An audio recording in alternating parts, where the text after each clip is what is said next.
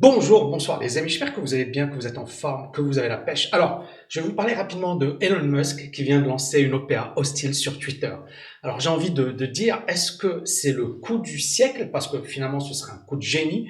Pourquoi? Parce que Facebook est en perte de vitesse, parce qu'il y a de plus en plus besoin effectivement d'avoir des médias indépendants, parce que Elon Musk c'est également un énorme influenceur, donc effectivement pour lui c'est sa plateforme, c'est-à-dire que ça lui appartient et il sait que il a une capacité d'influence qui est juste énorme et en achetant finalement Twitter, bah, il joue de sa notoriété de je suis Elon Musk, le mec le plus populaire au monde. Il va également placer son argent intelligemment, il va diversifier son argent. Et puis, bien évidemment, ça lui donne également une influence. Hein. On le voit en France, tous les milliardaires, ils adorent avoir leur chaîne télé, leurs journaux, etc. Les journaux français, par exemple, sont dominés par les milliardaires, appartiennent à des milliardaires, à part quelques exceptions. Et clairement, est-ce qu'il serait pas dans cette logique? Alors, moi, je vais vous donner mon avis rapidement. Tout d'abord, donc on revient effectivement sur Elon Musk, qui a lancé cette OPA hostile de 43 milliards de dollars sur Twitter. C'est l'homme le plus riche au monde. Le paiement, c'est 54 dollars. C'est une prime de 54% par rapport à la clôture du 28 janvier. C'est-à-dire qu'il paye le titre 54% de plus par rapport au mois de janvier. Mais encore une fois, le titre avait beaucoup baissé. Et donc, c'est ce qui explique effectivement la forte hausse du titre Twitter. On va revenir dessus. Vous voyez, ici, on a eu la forte hausse et bien évidemment, ça continue de monter. Et on a eu ici, voilà, ça. Puis bon, il n'a pas vraiment confirmé. Et là, le titre continue de monter. Mais on voit bien que depuis les plus hauts, Twitter valait environ 80 dollars, a baissé à 30 dollars, c'est-à-dire qu'il a perdu presque 60% de sa valeur. Et même ici, on est à 42% en dessous des plus hauts niveaux. Donc, on voit bien que pour Elon Musk, c'est quand même une bonne affaire. Il achète un titre 40% en dessous des prix euh, réalisé en 2021. D'accord? Donc on est sur quelque chose effectivement d'assez intéressant. Maintenant, pour Elon Musk, et il l'a affiché publiquement, vous voyez ici, il y a ce superbe tweet avec ses lunettes de soleil. J'adore Elon Musk sur ce côté, voilà, vraiment, j'en ai rien à foutre du système, mais en même temps, je fais partie du système et en même temps, voilà, je suis l'homme le plus riche au monde. C'est assez marrant. Et je ne sais pas si vous avez vu, mais il y a un documentaire sur Elon Musk sur Netflix. Et encore une fois, c'est vrai qu'on a l'impression qu'il est un peu léger de temps en temps, etc. Mais c'est clairement un énorme businessman. C'est quelqu'un qui a démarré de presque zéro. C'est quelqu'un qui vient d'Afrique du Sud, donc c'est pas son pays à l'origine. Et donc il y a ce côté immigré, ce côté je viens dans un nouvel environnement, etc. Et je vais créer et je vais devenir l'homme le plus riche au monde. C'est également le symbole de l'Amérique. Hein. C'est pas un Américain d'origine et il arrive aux États-Unis et devient l'homme le plus riche des États-Unis. Donc il y a plein de choses qui font que ce mec-là fascine.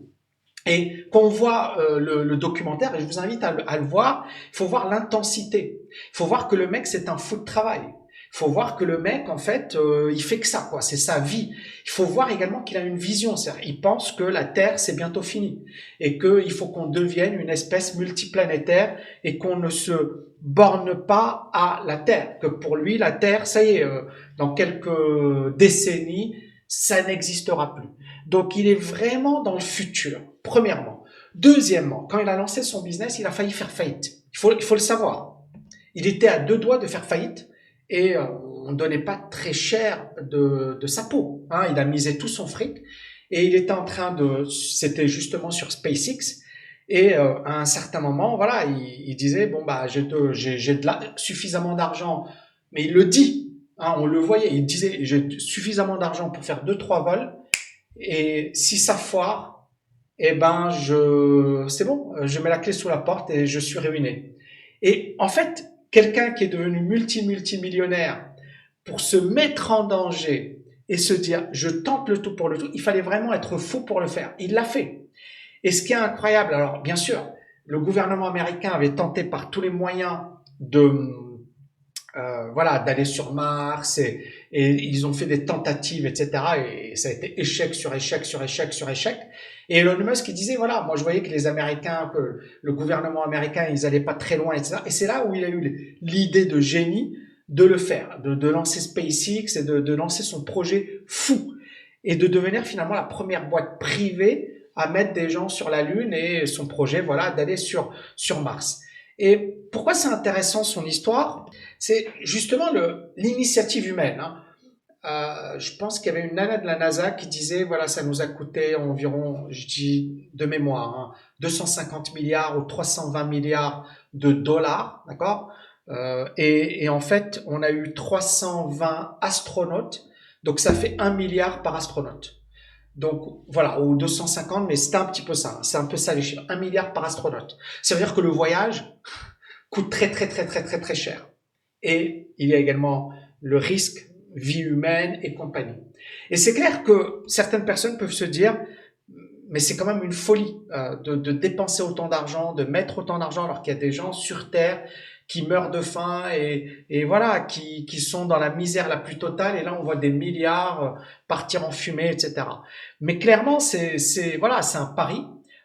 C'est également une vision long terme. On n'est pas sur 1 an, 10 ans ou 20 ans.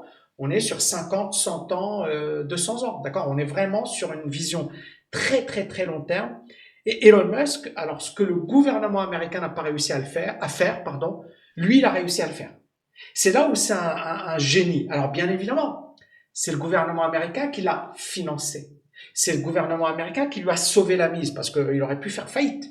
Donc les États-Unis se sont dit, OK, nous, on n'a pas été capable de le faire. Nous, État américain, on n'a pas été capable de le faire, mais on va donner de l'argent à un privé.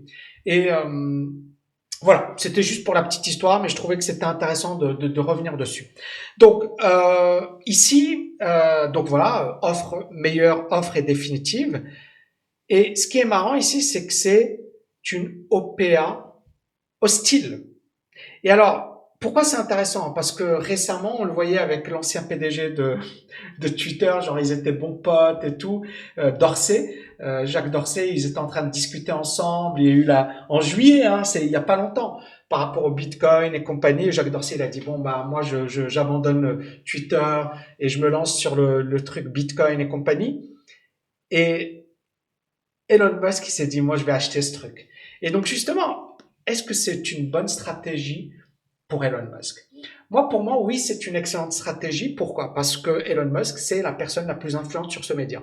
Elon Musk, aujourd'hui, il vaut environ 260 milliards de dollars.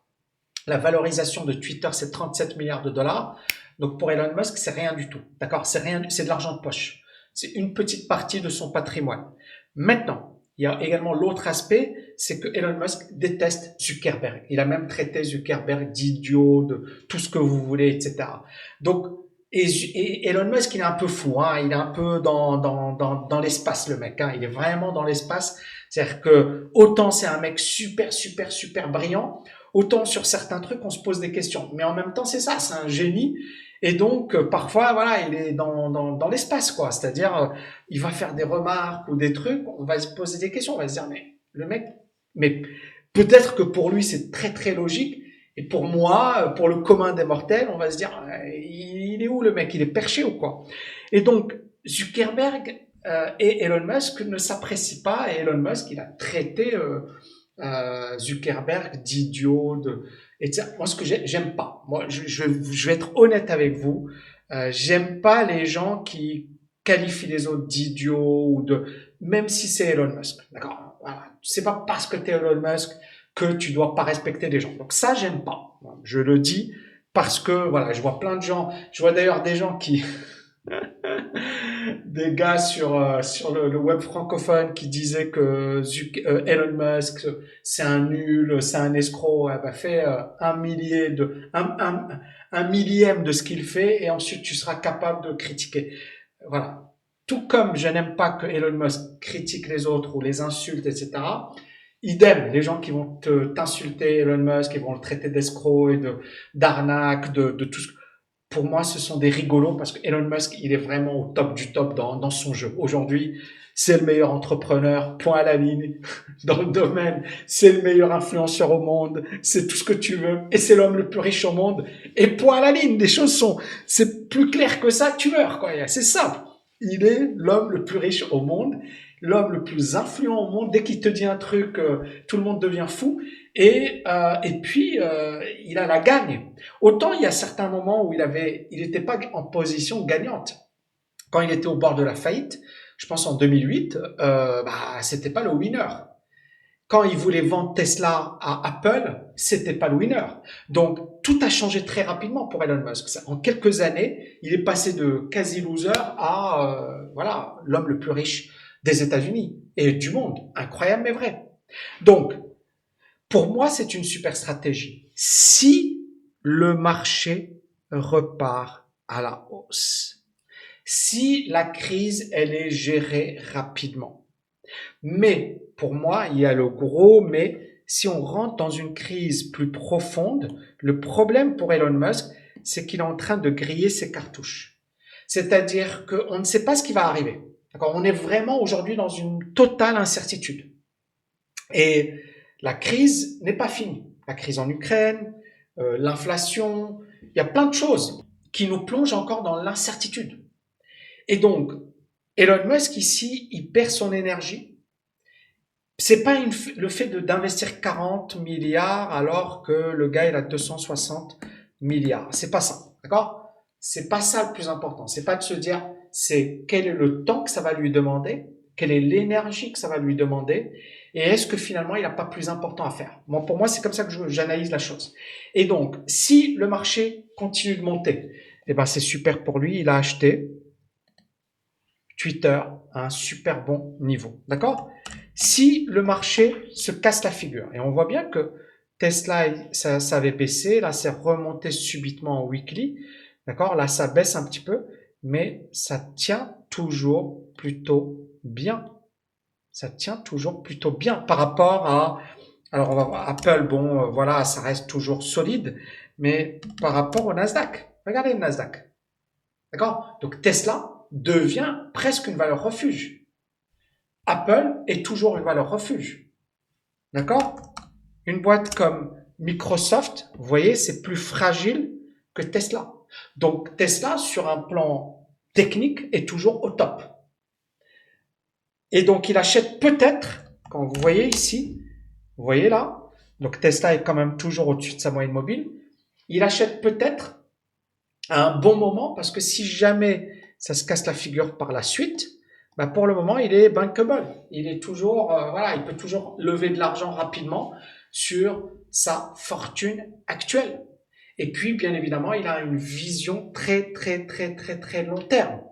Mais, encore une fois, le danger, c'est qu'il se disperse, sachant que le mec, il a Tesla, il a SpaceX, il est sur des projets de fou et il a du boulot. Et il a du boulot. Les amis, dites-moi ce que vous en pensez. Est-ce que c'est un bon choix de la part de notre ami Elon Musk ou est-ce que c'est une énorme bourde? Est-ce que c'est le choix du siècle parce que finalement, il achète Twitter pas cher, il achète alors qu'il a beaucoup de fric, il achète alors que, voilà, clairement, il y a de plus en plus de gens qui boudent Facebook. D'ailleurs, on va revenir sur Facebook parce que finalement, il est très fort, notre ami Elon Musk. Il est très très fort. Regardez, Facebook qui se casse la figure comme pas possible. D'ailleurs, ça valait 324, ça fait au plus bas 185, c'est-à-dire 50% de perte. Et là, on est à 44% de perte par rapport au plus haut. Donc, c'est peut-être un coup de génie. L'avenir nous le dira. Mais clairement, voilà, si le marché continue de baisser, pour moi, il est en train de griller ses cartouches alors qu'il a un gros trésor de guerre. Si le marché monte et si Twitter explose, chapeau l'artiste. Mais c'est ça être entrepreneur. C'est tu fais quelque chose, t'es jamais sûr du résultat et à partir de là, ben voilà, si ça réussit, tout le monde dit que tu es un génie. Si ça foire, ben tout le monde te tourne le dos, mais surtout, tu fais partie de la grande majorité, 90%, allez, moi je vais dire 99% d'entrepreneurs, ça va être moyen, il y a 1% de stars. point à la ligne. Hein. C'est comme dans le sport de haut niveau. Il y en a plein qui s'entraînent au foot. Tu as moins de 1% qui brillent. Tu as plein de gens qui font de la boxe. Tu as moins de 1%. C'est la même chose pour les entrepreneurs. J'espère que vous avez kiffé les amis. Je vous dis à bientôt. Ciao, ciao, ciao. Bonjour les amis. J'ai envie de vous poser une question. Est-ce que vous voulez agir? Est-ce que vous voulez agir? Parce que si c'est le cas, yes, je vous offre le livre audio Agir. Ce livre audio, c'est 22 € à la FNAC. Ce livre audio, c'est 8 heures de condensé, c'est 8 heures d'énergie, c'est 8 heures de motivation. Et c'est à toi aujourd'hui. Il suffit de cliquer au-dessus, en dessous. Clique mon ami. Ciao!